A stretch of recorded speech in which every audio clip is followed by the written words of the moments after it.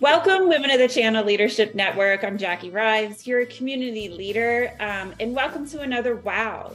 Today, I have with me Rubie Romanay, Group of Head of Marketing, EMEA, the Channel Company. Welcome, Rubie. I'm so glad to have you here. Hi, Jackie. Oh, it's a pleasure to be here. Thank you for having me. Yeah, so let's break into just a little icebreaker to get to know you better. Rubie, where did you grow? Where did you live? Where do you live? And where did you grow up? Yeah, so I'm here in the UK, Jackie. I grew up in a small town just outside of London called Maidenhead, which is not too far from Windsor, where the Queen lived. And I'm now in a small village called Wilmington in Kent, which is like the other side of London. Do you have snow? We do. I'm so have jealous. had it for a few days. It's cold, but yeah, it looks pretty. Beautiful, beautiful. If you don't mind, would you like to share a little known fact about you with our community? Yeah, so although I chose a career in marketing, I actually studied history. So a lot of people don't know that, but yeah, when I was 18, I wasn't sure which path I wanted to go down. So I decided to study a subject that I enjoyed, which was history. So I'm good with dates, and maybe that's why I chose to work in events. I love that. That's so interesting. I love hearing about people who started on one path and then ended up going on another, which is like much more common than we probably like to think. I mean, even for myself, like, you feel like, oh, am I the only one out there that's done this? But I hear it all the time. And I just find that to be so interesting. Yeah, no, and it's actually 18 is really young when you're making that choice on what you want to study next, what you want to do next. It's so young. So yeah, for me, it was like my parents said to me, just do something that you enjoy because you're going to be good at it. Yes, no, I couldn't agree more with that. 18 is really young. You barely are I tell my kids all the time, you're not fully formed humans. Yeah. All right. Well, let's learn more about you. Tell me about your career path and how you reached the position you're in today. Yeah, so when I was 21, I joined a company called Rosetta Stone. It's a language learning software company. And I was their sales and marketing assistant in their EMEA office. I assisted in a whole range of areas. For me, I really enjoyed the marketing side. We would often exhibit at events, those small conferences, large exhibitions, and that's when I became really interested in events marketing. There was just something about being at events, just bringing people together, the networking opportunities that are created at events, and just being there on the day and feeling that buzz. So I was there for about a year and a half, and then I joined Incisive Media as a marketing executive, working on events in the financial services division. I was there from 2008, and I actually left earlier this year. So I was there for 14 years.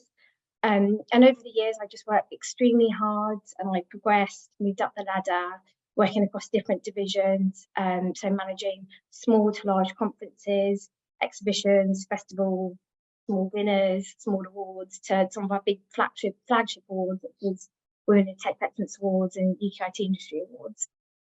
And by the time that from 2016, subscriptions also moved under my remit. So I headed up marketing for the entire brand. And over the years at Incisive, I progressed and then was given the opportunity to manage a small team.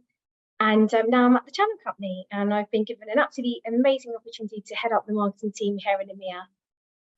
Congratulations. I love your story, your history, you're moving up through the ladder. That's just amazing, Rubie. I'm so happy for you and all that you've accomplished and where you are today, and excited that we're in the same company together. So have you ever questioned your abilities and qualifications as you were kind of climbing that ladder, as you mentioned? And how did you overcome that? Yeah, so actually it happened really early on in my career, just at the start, really. So I've already mentioned that I studied history at university. And after I finished, I started marketing really interested me, and some of my family members put me in touch with friends who they knew were in that field. So I had some good conversations with them, and it was something that really interested me that I thought I'd explore. So I signed up to a few recruitment agencies, and I got asked to go and meet one. And I just won't never forget. I remember going to see them, and they told me I had no chance of finding a job in marketing because I had a history degree. And I was only 21, and I felt guided by them because they were the experts, right? They Sure. do this day in and day out. So when they were telling me, no, you have no chance, knocked my confidence, and I thought, right, okay, well, it's just not going to be possible. And they actually put me forward for telesales roles. And I remember going to one, and I was just so unhappy. Like, it just wasn't a role for me. I didn't want to do it, but they really pushed me. So I went to the interview, and no surprise, I didn't get the job. Just from those conversations and that experience, it knocked my confidence, and I was convinced, okay, well, I've got no chance of getting my foot in the door. But then I joined another recruitment agency, and again I was asked to go in and meet them, and I'll never forget the agent I met because she was absolutely amazing. So I went in and I told her, well, this is what I'd like to do. This is what I've been told, and well, yeah, it's not going to happen. And yeah, can you help me find something? What can I do with a history degree? And she was just like, nah, hang on, let's spend some time together just going over this. And oh yeah, she was just amazing, just how much time she spent with me. So just to give you a bit of background, between the age of 18 and 21, so when I was studying, I had a job as a receptionist at home care, which was on a Saturday morning. And in my school holidays, I always got temp work Monday to Friday, working as a receptionist. I was a PA over my summer holidays, which was for about 10 weeks. I did that. I always had those, like a admin role in an office, in that kind of environment. And she actually explained to me, all I needed to do was to take that experience that I built up over these years to my interviews and sell that, and explain actually I could transfer those skills over into a marketing assistant role. And yeah, she just spent so much time with me trying to build up my confidence, and she put me forward for the role at Rosetta Stone, which was my first job interview I went for as a marketing assistant, and I got it. And yes, my advice to anyone is just never give up. Keep talking to people. If there is something you really want to do, and you've got connections or people in that area already, talk to them, use your resources, and don't give up. I'm glad I didn't. I'm glad you didn't either. I love that story because it's I'm hearing like perseverance, not giving up on something that is right for you and is going to make you happy. But also I'm hearing like, listen to people when they come to you, ask lots of questions, try to find ways to transferable skills that can apply to something completely different. Such a great story. I love that. So how do you continue to grow and develop as a leader? So I definitely don't think there's one answer for this question. I think it's a few things. But I strongly believe it's about the team around you that makes you successful as a leader. I don't think you can grow and develop without having a solid team around you and having those close working relationships with them. You need to make sure that your team feel fully supported and that they have this strong network around them, which means that you as a leader have a strong network around you.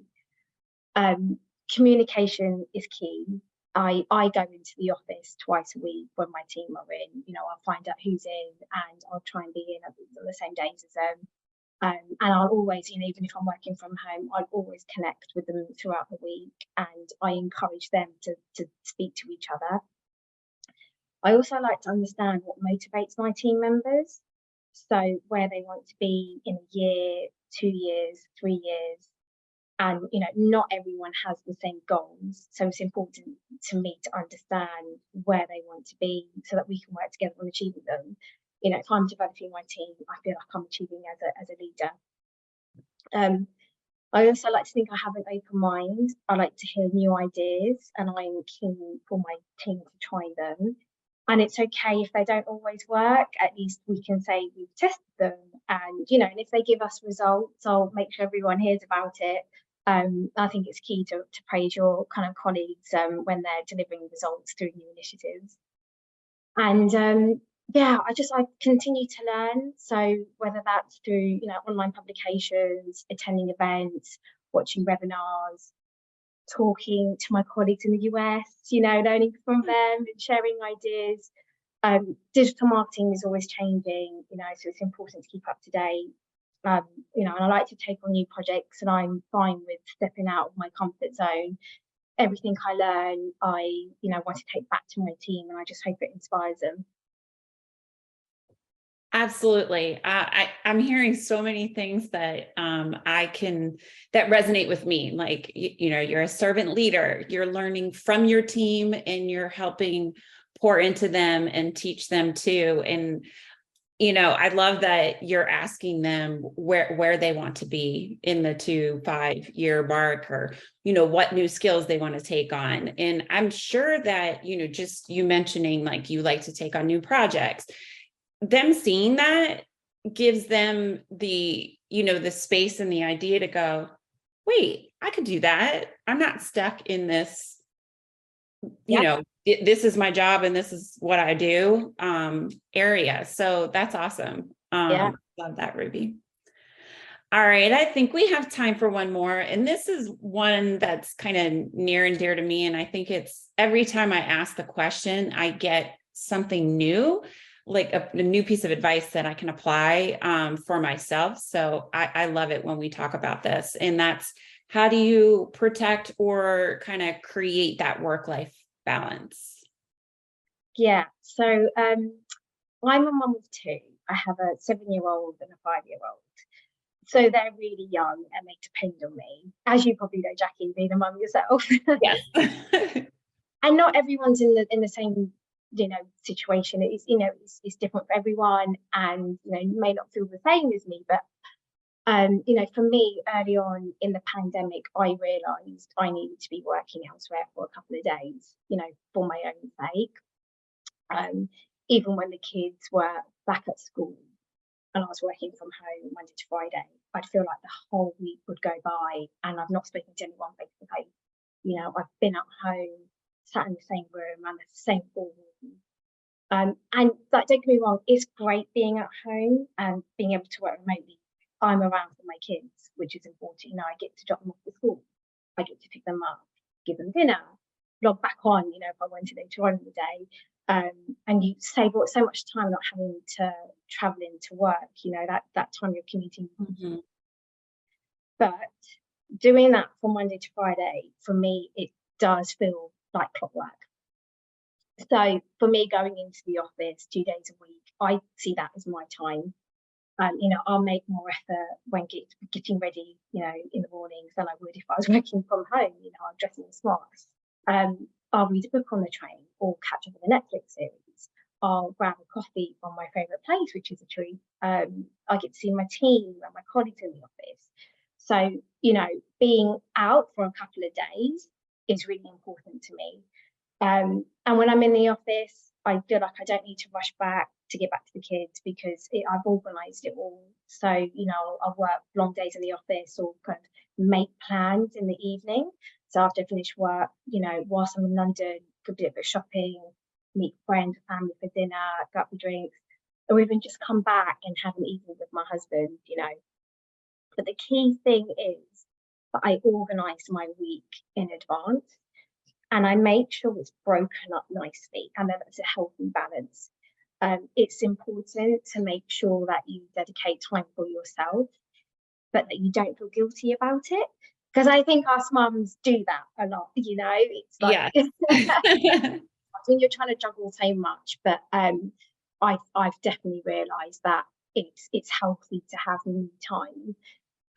And so my advice to anyone who may be working from home and feels a bit lonely or fed up by kind of like a Friday is, if you can go into the office, try and go in and plan it so that others are in at the same time as you.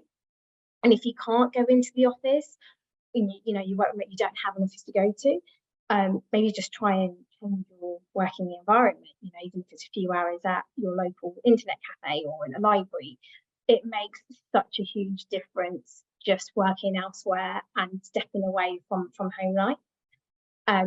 Also, when my children are home from school, I will not check emails, as I've realised that about a year and a half ago, so not that long ago, I kind of just stopped and I realised actually having the kids round and checking emails and trying to work out what do I need to do when I log on next was actually making me feel quite stressed. You end up just being on your device, but then at the same time trying to sort out the kids or whatever it is, be there for them. And like having that feeling of, okay, well, let's quickly eat dinner, get you in the bath, put you to bed, because I'm then thinking, well, I want to log back on to do this and that, and actually it wasn't healthy for me or the kids. There's only a small time frame when they're back from school and in bed, so that time is precious. So I just said, those few hours that I'm with the children in the evenings, I'm going to purely just focus on them and come back to work, once they're tucked up. I learned something new. And one thing I would like to just commend to you that you've already figured that out when your kids are young. Just trying to find that balance and what works for you, and that you're investing in yourself. That's amazing. That's hard to do as a mom. I totally recognize that. And you just keep doing what you're doing because you've got it. Yeah, it really took some time, but yeah, it's just, I think over the years you just realize you just need it. It's good for you and it's healthy for the whole family. If you've got it, you just pass on that energy to everybody else that's around you. I love it. All right. Well, thank you so much for being here with us, Rubie. Love your tree. Really appreciate you being authentic and sharing a little bit about yourself with our community here. Yeah, no, thanks again for having me. All right, Women of the Channel Leadership Network. Until next time, we will see you.